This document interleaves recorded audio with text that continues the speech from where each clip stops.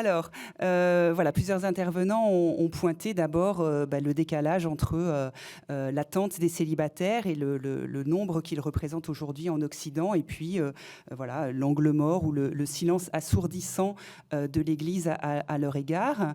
Est-ce qu'il y a une difficulté particulière de l'Église et de la doctrine chrétienne à situer le célibat nini, enfin disons le célibat laïque, par rapport à la vie consacrée et par rapport au mariage ?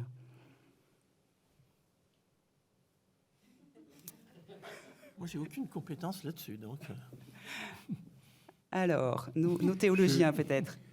Je rebondirais peut-être sur les propos de sœur Isabelle tout à l'heure. Elle évoquait la question du sens. Ce qui est commun aux deux États classiquement considérés comme les seuls, c'est qu'ils font l'objet d'un choix. Aussi bien le mariage que les différentes formes de vie sacerdotale ou consacrée. Alors que pour beaucoup de célibataires, ils n'ont pas choisi à aucun moment, enfin en tout cas dans le début de leur cheminement, ils ne se sont pas dit « moi je veux être célibataire ». Il y a des gens qui, je pense que même dans les figures qu'on évoquait tout à l'heure, je ne connais pas Madeleine Delbal, mais je connais bien Marie-Noël, assez vite elle a fait ce choix-là. Bon. Mais pour la plupart des gens, cet état n'est pas choisi. Mais je pense que c'est capital de dire tout être humain a des éléments de sa vie qu'il n'a pas choisis, mais il a toujours un lieu de choix, c'est le sens. Ça paraît tout à fait essentiel. Et je crois que c'est là l'exercice de notre liberté. Jean, je rebondis, moi aussi, cher frère. Et je me dis que c'est assez fondamental. On est tous, mais alors tous, quel que soit notre état de vie, quel que soit notre âge, j'allais dire convoqués en permanence à nous situer sur cette liberté fondamentale d'être qui nous sommes. Alors qui nous sommes, ça se découvre aussi au fil des années. Et comment se désentraver de ce qui empêche justement de croire que c'est possible d'être libre. Voilà. Ça me paraît un peu alambiqué, comment je le dis, et en même temps, on se heurte toujours à ça. C'est comme si, et je pense que l'histoire du non-choix ou de l'impossibilité, je ne peux pas choisir alors que je voudrais tellement ça, qu'est-ce qu'il y a derrière cette manière de se situer qui peut être tout à fait légitime, hein, je n'ai pas de jugement moral, mais quand même, qui va faire que, et j'ai beaucoup accompagné de célibataires, et il y a déjà une trentaine d'années, je donnais avec Michel Bureau, jésuite, des sessions sur le sujet. Bon, Claire, ici présente, le sait. Bon, et on se heurtait justement à cette espèce d'impossibilité, j'allais dire psychique, affective, de dire, mais c'est ça que je veux, pourquoi je ne l'ai pas? Alors, comment aider à dépasser ça, cette souffrance de croire qu'on est emprisonné, j'allais dire, alors que la liberté est quelque part et qu'il faut trouver la porte.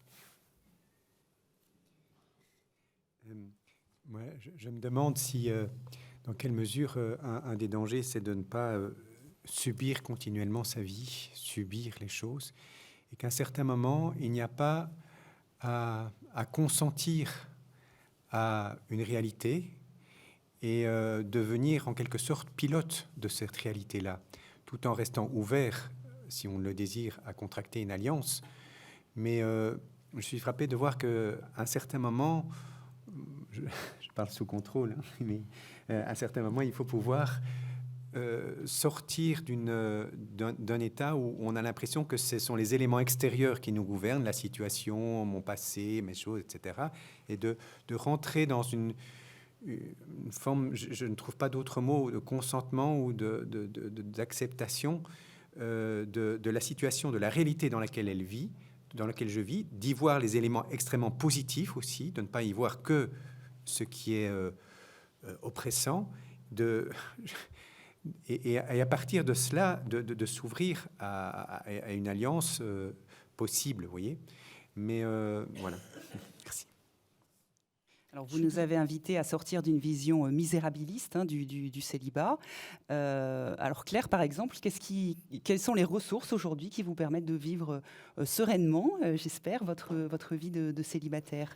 Alors, juste avant, j'aimerais revenir quand même sur ce qui a été dit concernant ce qui pourrait être une hiérarchie en fait des statuts avec le mariage, qui serait vraiment une donnée culturelle qu'on nous imposerait, que la société imposerait. Moi, l'expérience que j'ai des célibataires, moi-même célibataire, et de ceux que je rencontre, c'est qu'ils ne le vivent pas du tout comme quelque chose de seulement culturel, mais comme une aspiration profonde de leur cœur. Ce qu'ils souhaitent, ce qui les habite, c'est le désir d'un amour durable, et puisqu'on est dans l'Église, d'un amour qui se conclut et qui se noue dans le mariage. Donc, je voudrais quand même revenir là-dessus, c'est-à-dire que c'est pas simplement une donnée extérieure à nous-mêmes qui nous emprisonne parce que finalement on n'est pas maître de nos vies et il y a une pression culturelle, certes, mais si ça pose, entre guillemets, la question du non-choix, et si ça pose question, c'est bien parce qu'on est vraiment... L'aspiration de notre cœur, c'est cet amour durable. Alors, la question que vous posez après, c'est comment est-ce qu'on peut passer de cette réalité qui, pour moi, en tout cas, je dirais, je la qualifierais peut-être pas de souffrance, mais d'épreuve.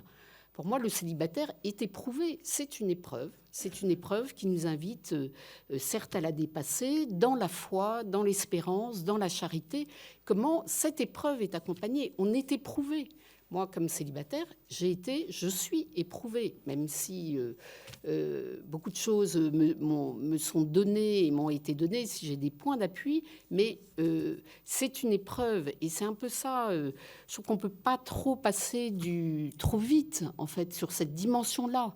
Le problème des célibataires, c'est pas qu'on fasse pression sur eux pour qu'ils se marient, c'est ce qu'eux ressentent, c'est-à-dire leur désir fort, ça reste d'un amour durable. Et on interroge, quelles que soient les générations. Ici, il n'y a pas trop de jeunes, mais moi, je suis en contact avec beaucoup de jeunes. L'aspiration des adolescents, c'est un amour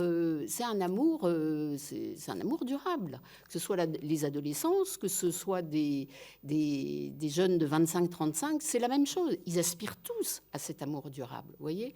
Et donc, pour nous, chrétiens, en Église, c'est effectivement dans un mariage. Mais pour d'autres, c'est l'aspiration de tout homme, en fait. Et donc, il ne faut pas passer un peu trop vite à côté de cette réalité. Ce n'est pas qu'une question ni de statut, ni de pression sociale et dont il faudrait sortir pour donner un statut aux célibataires. Voilà, c'est un peu mon avant de répondre à ta question, mais peut-être que... Merci Claire. Alors, qui veut réagir ? Ben, moi, je veux bien, parce que merci de dire ça. Je pense que c'est la base de notre humanité qui est là. On est tous, absolument tous, sans exception, dans ce désir fou d'être aimé et d'aimer. Voilà. Et heureusement que ça nous habite. Et j'allais dire, c'est peut-être le plus beau de nous. Voilà. Le problème, c'est que justement, et là, nous sommes tous confrontés à la même chose, c'est que c'est jamais tout à fait à la hauteur de ce qu'on aurait voulu. C'est toujours en partie déçu, l'amour. Bon, voilà. Et les blessures de l'amour, c'est une vraie affaire de nos existences. Et en plus, je crois profondément que ce désir-là, s'il convoque le meilleur de nous, le plus extraordinaire, le plus fécond, il se heurte à quelque chose qui est la chose peut-être la plus complexe, là aussi, de nos existences, c'est la relation humaine. Voilà. Et en rentrer en relation les uns avec les autres, c'est compliqué. C'est très compliqué, et on le sait, tous. Voilà. Donc tout ça, ça se conjugue. Et merci Claire d'avoir dit avec autant de... Parce que c'est ça le lit, enfin moi je pense, hein, pour chacun d'entre nous. Mais il ne faut pas croire que parce que moi je suis religieuse, j'ai tout résolu de mes questions de l'amour. Hein. Ah oui, mais tu es mariée avec Jésus. D'abord, je ne suis pas mariée avec Jésus. Non, mais, parce que ça reste dans les... Hein, bon. Donc, je n'ai rien résolu de plus au niveau de l'amour, d'aimer ou d'être aimé. Je veux dire que c'est toujours en travail, c'est toujours en chemin. Et les personnes mariées peuvent en témoigner aussi. Il y a beaucoup à dire là-dessus. Oui, je peux peut-être préciser 2 points. d'une part, ne pas confondre, quand j'évoquais culture, ne pas confondre ça avec pression sociale qui serait extérieure. Si, comme vous en avez témoigné, le désir de beaucoup de célibataires est vécu très intimement comme cela, ce n'est pas hors culture. Enfin, nous sommes structurés très intimement par notre culture. Donc la culture, c'est pas une pression extérieure, c'est aussi ce qui nous... Et quand on a vécu dans d'autres cultures, on se rend compte que, par exemple, l'aspiration au mariage n'est pas forcément aussi présente. Bon. Donc, nous ne sommes pas... il y a cette dimension commune à tous les hommes, et puis en même temps, nous la vivons inscrits dans un état donné d'une culture à un moment ou à un autre. Et là, je voudrais interroger ce que vous avez toutes les deux mis en valeur, avec lequel, bien évidemment, je suis en plein accord sur... nous sommes habités par un désir d'aimer et d'être aimé. Et ce que j'essayais de dire tout à l'heure, c'est interrogeons cela, c'est-à-dire que est-ce que ce désir d'amour profond, de relation profonde avec quelqu'un qui nous habite, est-ce que la seule réponse est le mariage? C'est là que je voudrais introduire un tout petit peu de jeu et dire qu'il y a d'autres formes de relations qui, malheureusement, culturellement, ne sont pas valorisées, mais qui répondent aussi à cette attente-là. Et que l'amitié n'est pas un sous-produit. Enfin, qu'une vie peut être illuminée par des amitiés qui viendront prendre une place qui n'est pas celle du mariage, bien sûr, mais que à ce désir dont nous sommes, je pense, assez convaincus qu'il nous est commun à tous, il n'y a pas une réponse unique qui est celle du mariage. C'est juste ce petit jeu-là que je voulais introduire. Alors, pour les célibataires chrétiens, il peut y avoir une souffrance particulière à penser que Dieu ne répond pas à leur attente légitime de leur envoyer un conjoint chrétien. Alors, et Dieu dans tout ça, nous disait sœur Isabelle. Alors, je vous renvoie puisque vous n'êtes pas mariée avec Jésus, je vous renvoie la question. Est-ce qu'il y a, alors je vais préciser, est-ce qu'il y a à convertir aussi une certaine image de Dieu telle qu'il peut intervenir dans nos vies ?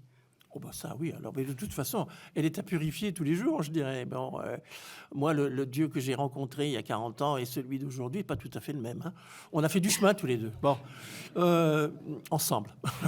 Mais ce que je veux dire, c'est, et Dieu dans tout ça, justement, je suis frappé, alors là, je parle de ma patientèle, donc de ceux qui viennent me voir et qui, par définition, vont pas bien. Hein. C'est rare qu'on vienne voir un psychanalyste pour lui dire « je viens vous voir parce que je vais très bien ». Bon, donc c'est en général pour déposer des questions de fond, et notamment 99,99% des questions de vie affective. Voilà. Si jamais commode la relation à l'autre. Bon, donc la relation à Dieu, je ne vois pas pourquoi elle serait plus simple. Et finalement, il y a quelque chose qui se tricote j'allais dire, dans la modification du rapport à l'autre, dans notre liberté plus grande peut-être, j'allais dire, dans nos relations à la fois avec nos amis, nos familles, nos frères et sœurs, en religion par exemple, ou bien nos conjoints, nos enfants, etc. C'est la même chose. C'est un jeu il faut apprendre à être libre. Mais avec Dieu, c'est pareil. Bon. Dieu est-il celui, je disais tout à l'heure, et je vous assure, c'est pas un schéma préfabriqué que de dire ça, parce que je l'entends encore souvent. Dieu a-t-il une volonté particulière pour moi? Et s'il l'a, comment ça se fait qu'il ne répond pas? Alors, est-ce que c'est parce que je prie pas assez? Est-ce que c'est parce que j'écoute pas? Est-ce qu'il faudrait que je me fasse appareiller? Est-ce que je sais pas quoi? Vous voyez? Bon. Mais c'est pas ça. C'est pas ça dont il s'agit. Enfin, ou bien alors Dieu, c'est un fichu coquin dans un coin qui est là à attendre que je me plante ou au contraire que je réponde bien à la question posée à l'étape suivante. Mais ça ne va pas du tout, ça. Bon. Alors, qui est ce Dieu qui me veut vivante, oui ou non? Vivante ou vivante, voilà. Mais d'abord, vivante. Mais qu'est-ce que c'est que d'être vivant? Je suis désolé de poser des questions aussi simples, mais c'est quand même une question de fond. Comment aujourd'hui est-ce que je peux dire, alors, bon, moi, par exemple, à titre personnel, qu'est-ce qui me fait vivre? Sur quoi est-ce que je base? C'est quoi mon point d'appui de vivante qui aime et qui est aimée? Je vous renvoie à la question.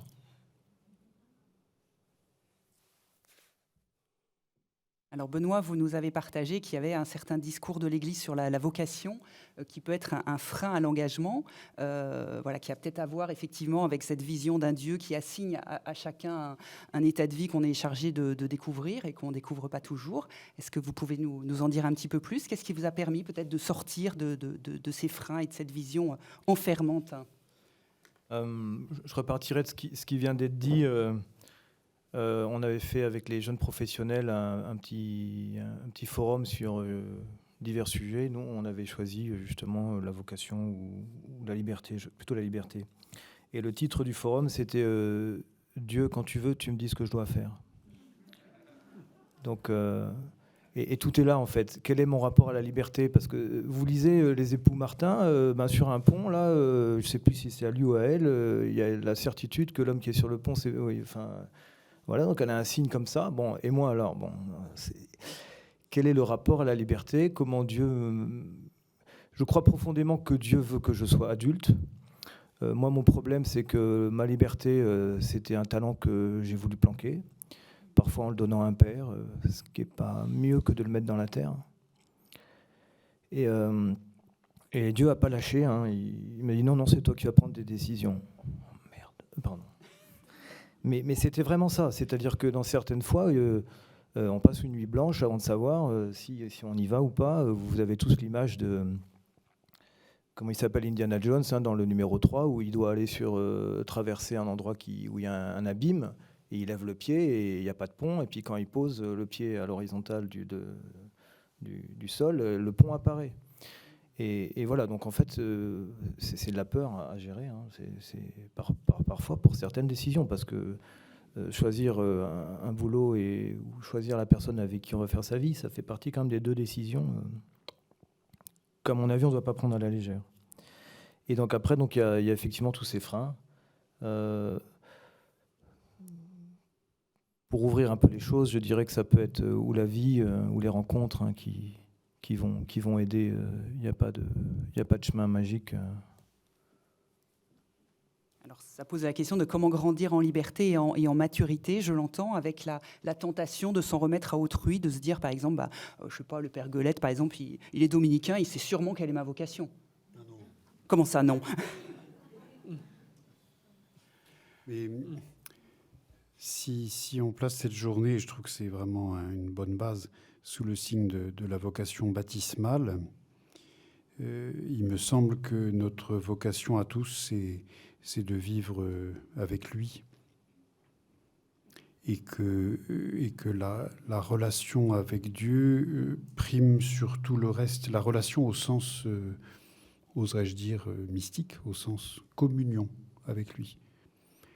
Et donc, je pense que il y a des moments où il faut se dire, mais l'aide que j'attends de Dieu, la réponse que j'attends de Dieu, tout ça, c'est second.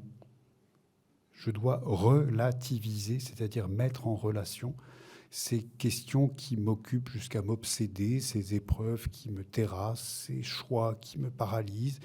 Tout ça est second. Ce qui est premier, c'est vivre avec lui. Je suis grand lecteur de Maître Eckhart, et j'aime bien une formule de Maître Eckhart qui est un peu hard, comme toujours avec lui. Si tu es malade, que ce soit au nom de Dieu. Si tu guéris, que ce soit au nom de Dieu. Si tu meurs, que ce soit au nom de Dieu. Un peu hard, hein. Mais je crois que c'est vraiment ça le fond du fond de la vie chrétienne. C'est-à-dire que, bien sûr, quand nous sommes malades, nous pouvons demander à Dieu la guérison. Mais en fait, de toute façon, il y a un jour où ça se terminera mal, chacun d'entre nous. Donc, si tu es célibataire, que ce soit avec Dieu. Si tu es veuf, que ce soit avec Dieu. Si tu es marié, que ce soit avec Dieu. Enfin, l'union, le fait de marcher en sa compagnie, de marcher en sa présence, me semble le fondement. Si on ne le met pas en place, la relation à Dieu et la place qu'on va accorder à Dieu va être pas juste, quoi. Alors, Père Bonwin, vous qui avez rencontré beaucoup de célibataires, est-ce que ça résonne avec votre expérience d'écoute? Je ne sais pas si j'ai rencontré plus de célibataires que tout le monde ici. Mais, non, moi, ce qui me frappe beaucoup, c'est la question de la conversion à la réalité. Souvent, on a une conception d'un Dieu qui... Moi, j'ai servi longtemps les futurs prêtres, travaillé aux vocations, comme on dit. Et souvent, il y a cette conception d'un Dieu qui a écrit notre histoire dans le ciel et qu'il faudrait essayer, un peu comme les idées platoniciennes, essayer de repérer. Oui. En fait, la question, je pense, c'est une conversion à la réalité, c'est-à-dire dans la réalité de mon existence, à quoi le Seigneur m'appelle. Non pas à l'homme ou à la femme idéale que je voudrais être ou que je pense être, mais dans le concret de ma vie, à quoi est-ce qu'il m'appelle ? Ce à quoi il m'appelle, c'est vraiment un chemin de bonheur, de béatitude au singulier et au pluriel, les béatitudes. Et c'est dans cette dynamique-là qu'après, comment est-ce que je peux contracter des alliances ou non, etc. Mais je pense que on a tous dans l'arrière-fond, en tout cas moi, le désir d'un Dieu avec une baguette magique, vous voyez. Je pense que c'est plutôt le Seigneur rentre par la porte de service et nous aide à nous déployer et à... Enfin, c'est ça, faire alliance. Et comme disait sœur Isabelle, comment avancer avec lui, en fait, comment être ensemble. Oui. Et c'est vrai que nos conceptions du Seigneur et de son action, pas simplement de qui il est, mais aussi comment il agit, évoluent avec, au creuset des épreuves, au creuset aussi des joies, des rencontres, etc. Alors, nous nous interrogeons sur les ressources de la sagesse chrétienne pour les célibataires. Moi, j'avais en tête la ressource socle de notre foi, c'est-à-dire la Bible. Et en même temps, le lecteur de la Bible qui cherche des éléments sur le célibat, il sera très déçu parce que c'est une réalité à peu près inconnue de la Bible pour des raisons culturelles et historiques. Est-ce que, autour de cette table, vous auriez vous pensez à un texte biblique, à une référence qui pourrait aider les célibataires à cheminer sur leur propre chemin? C'est vrai que dans l'Ancien Testament, dans la culture de l'époque, Dieu crée l'homme et la femme pour se marier. Mais je voudrais simplement, pour faire alliance, on pense au chapitre 1 et surtout le chapitre 2 de la Genèse. Mais je voudrais faire référence à lorsque j'étais étudiant, il y a une ancienne professeure qui faisait cette remarque étonnante, c'est qu'elle disait le cri que Adam pousse lorsque il voit Dieu lui présenter Ève, en quelque sorte. Elle faisait remarquer que le cri que Adam pousse de joie, d'exclamation, de reconnaissance, etc., c'était d'abord devant le mystère de quelqu'un d'autre que lui. Et puis de surcroît, il se rend compte que c'est une femme. Oui.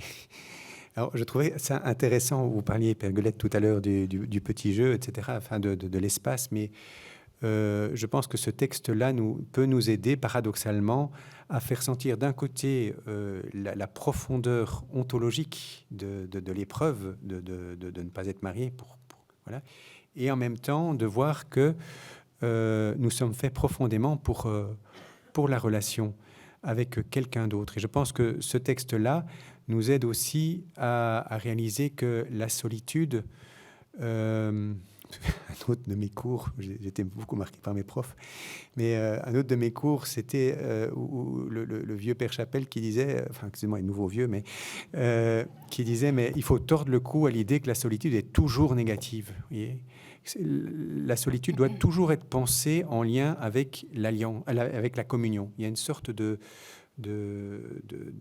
tension féconde entre solitude et communion. Comment penser les choses ensemble? Et la solitude étant, même pour les gens mariés, si tu n'es pas capable d'être seul, surtout ne te marie pas. Et je pense aussi dans la vie religieuse.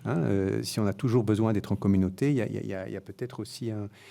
Mais comment est-ce que, puisque la solitude est une réalité aussi précieuse en tant que creuset et condition de la communion, elle peut être aussi profondément blessée. Elle peut être comme la communion, oui. La solitude étant une réalité belle et délicate, elle peut être aussi très profondément tordue. Enfin, on est tous blessés dans notre solitude, hein, tous. Mais voilà. Donc je pense que ce texte, paradoxalement, de Genèse 2, peut être un des textes qui peut nous aider à avancer. Mais il y a sans doute d'autres textes aussi sur certains prophètes. Alors Claire, est-ce que vous auriez à nous partager un texte qui vous parle particulièrement ? Alors moi, il y a effectivement, pour rebondir sur ce que vous avez exprimé, il y a effectivement la question du sens de notre vie comme célibataire, et vous avez posé la question de comment est-ce qu'on pouvait être vivant comme célibataire, comment est-ce qu'on pouvait être heureuse. Moi, le texte qui m'a fait vivre comme célibataire, c'est cette phrase, mais qui n'est pas un texte de la Bible, qui est cette parole de Sainte Thérèse, qui l'invitait à se détourner d'elle-même, et dès lors, je fus heureuse. Et pour moi, ça a été peut-être le point de départ, en fait, pour vivre mon célibat autrement, et en trouvant là la ressource pour me détourner de moi-même et être heureuse, et comprendre en fait que, effectivement, comme célibataire, j'avais des peines et des douleurs, mais comme dans d'autres états de vie, et trouver un sens à ma vie, et notamment un sens en me donnant aux autres.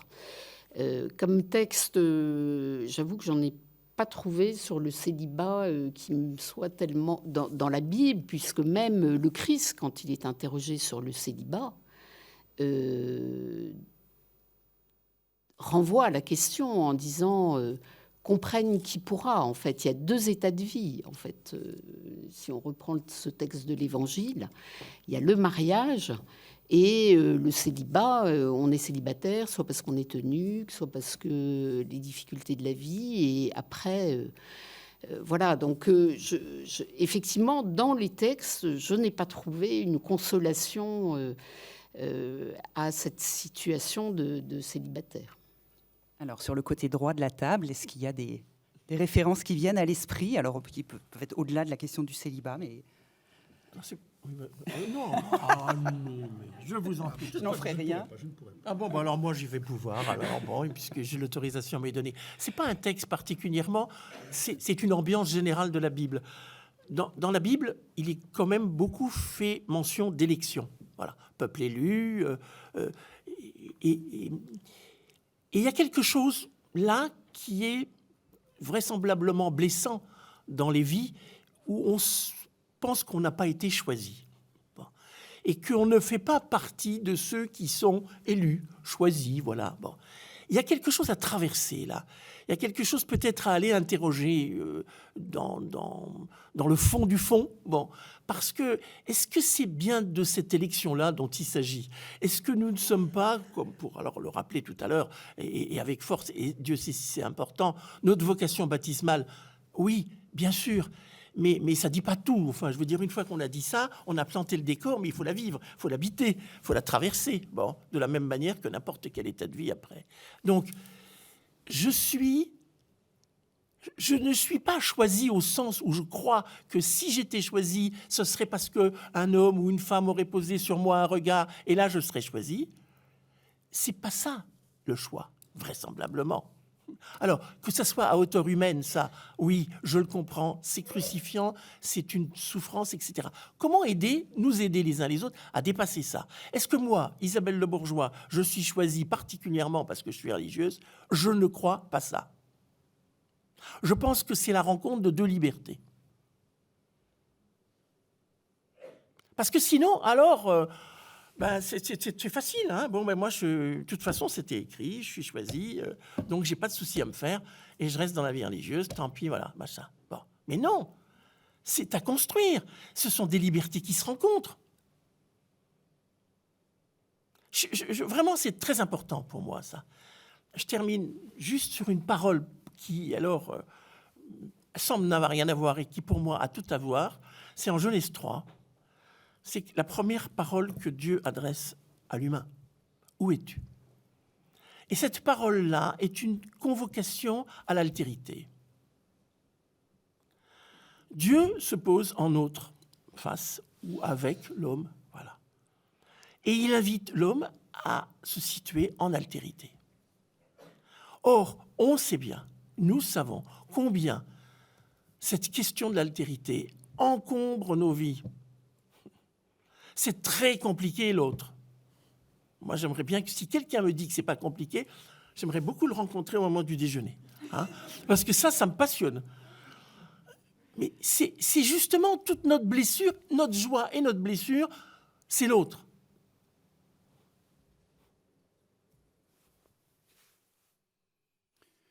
Moi, je pense au chapitre 7 de la première épître aux Corinthiens, où saint Paul dit et répète que chacun d'entre vous reste dans l'état où il était quand il a rencontré le Seigneur, quand il a été appelé à la foi. Alors on voit bien que son cœur penche du côté du célibat. Il dit j'aimerais bien que vous soyez tous comme moi. Enfin, et d'ailleurs, c'est intéressant de voir que ça serait, je pense, forcer le texte que d'y voir un célibat consacré. Il ne dit pas je suis célibataire pour le Seigneur, il dit simplement je m'abstiens. Bon, donc ça peut ouvrir des pistes à mon avis. Mais une fois encore, le fait qu'ils disent oui, moi mon penchant c'est plutôt là, mais il ne s'arrête pas. C'est pas la fin de son propos. La fin de son propos, c'est de dire basta. Vous êtes marié, vous êtes veuf, vous êtes célibataire. Et ben voilà, c'est dans cet état-là que le Seigneur vous rencontre. Et puis il continue en disant ce qui peut nous scandaliser. Vous êtes esclave, vous êtes libre, pas très important non plus. Et donc on rejoint l'idée que j'évoquais tout à l'heure, cette espèce de relativisation, de dire ce qui compte, c'est là, aujourd'hui. Je suis marqué par le Christ, je suis appelé à la foi avec ce que je suis, là où je suis. Il me semble que c'est cela que dit Paul et que ça peut peut-être aider. 1 Corinthiens 7. Benoît, une référence biblique qui vous vient à l'esprit? J'en ai deux. Pas pour deux. On parlait de la vie justement tout à l'heure. Ça a été évoqué 2 fois au moins. Et je pense à... Alors là, je ne sais pas le texte, hein, mais c'est je mets devant toi la vie et la mort, choisis la vie afin que tu vives. Alors, on ne bat pas toujours, en tant que célibataire, le choix de son chemin ou de celui qu'on aimerait. Hein. Effectivement, c'est long parfois. Mais je pense à ce texte parce que, en fait, le basculement s'est fait, je ne sais pas trop comment, vers plus de reconnaissance pour ce que déjà Dieu m'a donné. Je me souviens d'un prêtre qui me disait, quand tu vas te confesser, commence par confesser ce que Dieu a fait de bon pour toi. Ah oui, c'est vrai. Et ça transforme les choses. Et donc le deuxième texte, c'est le Magnificat. Voilà, et ça met dans une disposition, je ne saurais pas trop le dire, mais comme on en discutait avec une amie tout à l'heure, mes 2-3 dernières années de célibat, j'ai été pourtant plus âgé que quelques années avant, bien sûr, et pourtant je me sentais plus léger, il y avait quelque chose de plus gratuit, enfin je sais pas. Et je pense que ça vient de cet apprentissage de la reconnaissance. Donc l'action de grâce comme un chemin de dilatation du cœur, finalement. Oui, vraiment. Et donc forcément d'accueil de ce qui arrive et des autres personnes. Alors, sœur Isabelle me souffle la référence de Choisis donc la vie, Deutéronome 3.2, c'est ça 30, pardon, Deutéronome 30. C'est noté. Je voulais revenir sur une expression que Claire vous avez employée dans votre référence à Sainte Thérèse, se détourner de soi-même. La question que ça me pose, c'est comment bien le comprendre pour que le célibataire ne se croit pas obligé de nier sa vie, ses désirs, d'être uniquement au service, comme si c'était sa seule légitimité et son seul moyen de sauver, entre guillemets, sa vie. Alors, pour préciser, en fait, je l'entendais... peu comme vous l'avez exprimé les uns les autres, c'est-à-dire que de revenir finalement aussi à ce qui fait l'essentiel de notre vie. L'essentiel de notre vie, qu'est-ce qui nous donne le bonheur? Qui nous donnera le bonheur? C'est le Seigneur. On est... Voilà. Et donc, se détourner de soi, c'est de se détourner de sa blessure aussi, ou de ce que moi je considère être une épreuve, le célibat, et de rentrer en fait dans une dimension beaucoup plus important, enfin beaucoup plus fondamental, beaucoup plus ontologique. C'est qu'est-ce qui fait notre bonheur? C'est de nous donner, c'est d'aimer. Et comment aujourd'hui je peux aimer, m'aimer moi-même, c'est-à-dire répondre à ma vocation profonde là où je suis aujourd'hui, en étant authentiquement ce que je suis. Comment je peux porter du fruit et comment je peux aimer mon entourage, en fait. C'est un peu ça. Donc, je dirais qu'il y a deux voies, non pas seulement celle d'être au service de tous les appels de toute l'Église ou de toutes les demandes, mais dans une disponibilité, mais d'être déjà authentiquement moi-même, donc essayer de me construire, voilà, et d'avoir cet appel aussi à me donner. Mais ce sur quoi je veux insister, et je trouve très intéressant tout ce qui a été dit, c'est que moi, ce que je veux exprimer, c'est quand même le besoin qu'ont les célibataires d'être accompagnés dans tout ce qu'ils ont à vivre, parce qu'ils sont confrontés au monde qui ne pense pas comme ça, et on l'a bien exprimé au début, hein, c'est-à-dire que le monde nous attire vers d'autres paradigmes que celui-là. Et en fait, si on est là pour réfléchir, c'est pour se dire aussi qu'est-ce qu'il faudrait pour que les célibataires soient mieux accompagnés vers ce qu'on exprime, c'est-à-dire pour être vraiment des baptisés, pour être vraiment pleinement dans leur vocation baptismale. Comment est-ce que l'Église peut les accompagner, ou les communautés ecclésiales? Moi, je dois dire que si j'ai pu être comme je suis aujourd'hui, c'est parce que il y avait dans la communauté à laquelle j'appartiens, il y a eu une parole qui a été dite aux célibataires, une parole justement sur ce qui est leur rôle, sur ce qui est leur mission, sur ce qui peut être le fondement de leur vie, vous voyez, et à la fois un accompagnement par la vie fraternelle.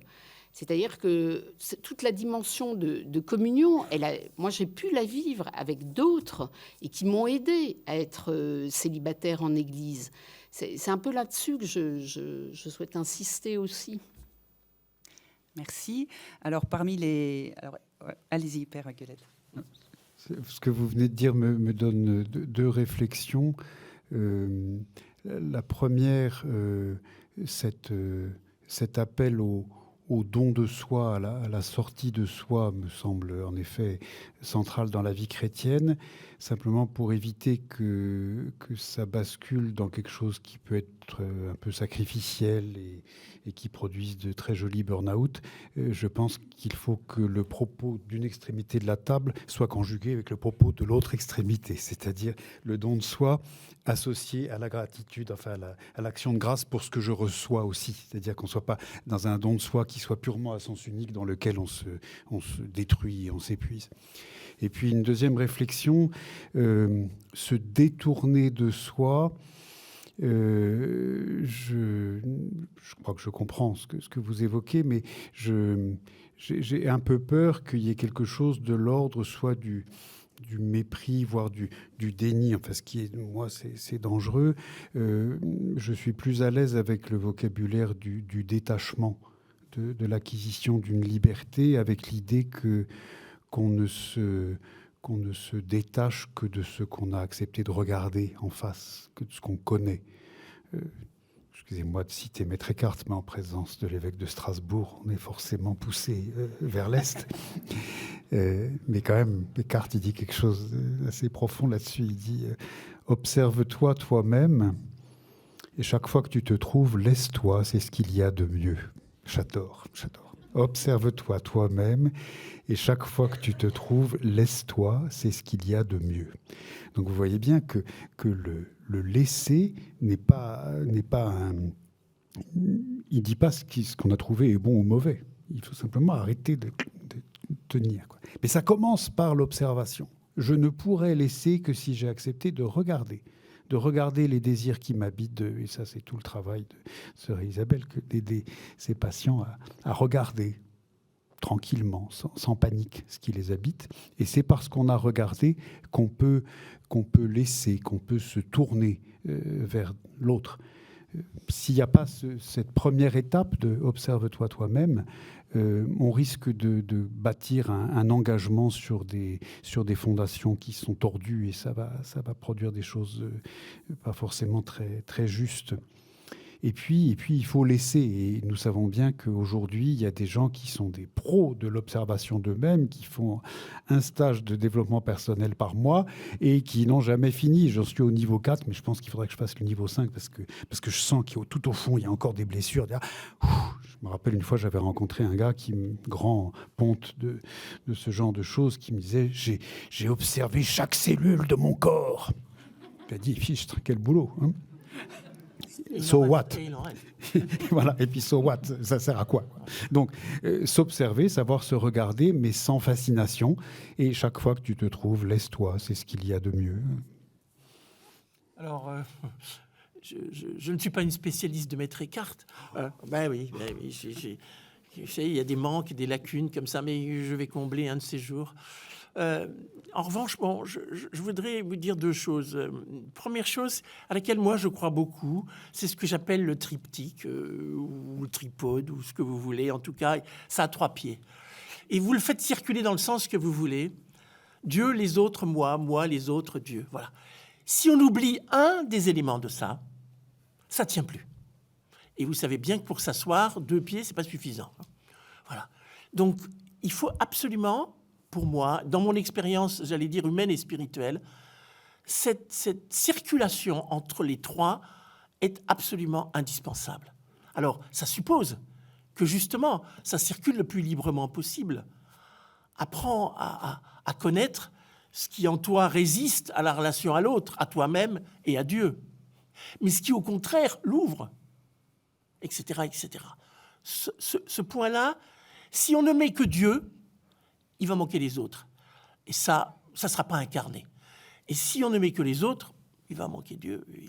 Et ce sera, il y a une dimension fondamentale, j'allais dire, de notre être spirituel qui va manquer. Moi, les autres, Dieu, les autres, moi, peu importe, mais il faut que ça circule. Première observation. Deuxième observation, et le corps dans tout ça. Parce qu'on n'a pas encore parlé du corps. J'ai un de mes patients, il n'y a pas très longtemps, qui me dit « J'ai besoin de câlins ». Bon, pas à moi, hein, il ne me demandait pas à moi. Bon. Mais j'ai besoin de câlins, je n'ai pas de câlins dans ma vie. Il est marié, hein, et il n'a pas de câlin. Qu'est-ce que c'est un câlin? Qu'est-ce que c'est que cette dimension du corps qui nous... Ben, on est là, on a des désirs, on a des pulsions, on a envie de toucher l'autre, d'être touché. Comment le faire? Comment le vivre, ça? Comment ne pas désincarner, j'allais dire, notre corps, sous prétexte que, alors en ce qui me concerne par exemple, j'ai fait vœu de chasteté, mais ça, j'en reparlerai dans mon atelier cet après-midi. La chasteté, ça concerne tout le monde, mais en tout cas, il y a la continence dedans. Voilà. Donc mon corps, je ne vais pas l'utiliser n'importe comment, enfin, si tant est que ça soit n'importe comment d'ailleurs. Bon, en tout cas, je vais faire attention à la manière dont je rentre en relation avec le corps de l'autre. Et il y a des choses que je ne ferai pas. Mais pour autant, il existe mon corps. Comment je le regarde? Comment je le traite? Qu'est-ce qu'il est pour moi? Comment est-ce que je suis capable de nommer... Excusez-moi, j'ai très soif. Comment est-ce que je suis capable de nommer les désirs qui m'habitent? J'ai peur? J'en parle à qui? Quelle liberté j'ai par rapport à ça? Entre une société extrêmement permissive, qui s'en fout complètement, vous pouvez faire ce que vous voulez, elle s'en fout, hein, bon. Et une église qui s'en fout pas, mais qui est quand même un petit peu rigoureuse, et la manière dont je le dis bien de quel côté je penche, bon, sur un certain nombre de plans, et, à mon avis, un petit peu excessive dans le regard qu'elle pose sur la sexualité, mais bon, ça, c'est mon point de vue, et je le partage avec moi-même. Mais je pense que là, comment trouver notre liberté à l'intérieur de ça? Comment faire pour que nous soyons des vivants incarnés? Parce que sinon, Dieu, moi, les autres, et vous voyez le truc, ça ne va pas fonctionner. Ça ne va pas être incarné, ça ne va pas être vivant. Bonwin. Avant de poursuivre sur la seconde piste qui vient d'être donnée, je pense que quand Thérèse de Lisieux parle de détournement de soi, quand c'est mis dans le contexte général, c'est en fait une autre forme d'attachement. Donc moi, le mot détachement, je dois avouer, bien sûr, ça fait partie d'un... Mais tout l'art, c'est comment est-ce que je vais non pas me détacher, mais comment est-ce que je vais m'attacher de façon ajustée. Oui. Et c'est dans ce sens-là que le détournement de soi est un moment qui permet un juste attachement. Voilà. Alors, sur la question du corps, évidemment, c'est une question qui est absolument gigantesque et qui ne se pose pas uniquement dans le cadre des célibataires, mais de façon peut-être très, très vive dans certaines situations. Je ne suis absolument pas psychologue ou psychanalyste, mais il me semble que